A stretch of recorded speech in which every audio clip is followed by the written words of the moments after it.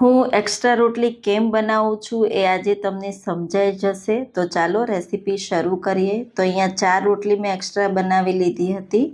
હવે આપણે એના મીડિયમ આ રીતના ટુકડા કરી લઈશું. તો બધી જ રોટલીના મેં ટુકડા કરી લીધા છે, તમે જોઈ શકો છો. હવે કઢાઈ લઈશું, કઢાઈમાં રોટલી ઉમેરી દઈશું અને એકદમ સારી રીતે આપણે રોસ્ટ કરી લઈશું.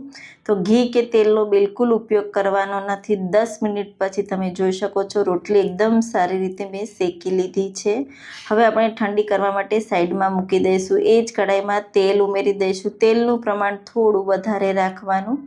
વરિયાળી સાથે સફેદ તલ ઉમેરી દઈશું, લીલા મરચાં, મીઠા લીમડાના પાન અને અડધો કપ જેટલા સિંગદાણા ઉમેરી દઈશું અને એકદમ સારી રીતે ફ્રાય કરી લઈશું.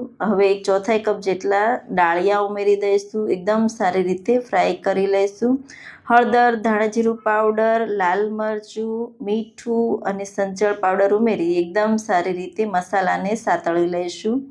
સતળાઈ જાય એટલે હવે આપણે શેકેલી રોટલી ઉમેરી દઈશું અને એકદમ સારી રીતે મિક્સ કરી લઈશું. તો રોટલી મસાલા સાથે કોટ થાય ત્યાં સુધી આપણે મિક્સ કરવાની છે, તમે જોઈ શકો છો. અને હવે આપણે સેવ ઉમેરી દઈશું, એકદમ સારી રીતે મિક્સ કરી દઈશું.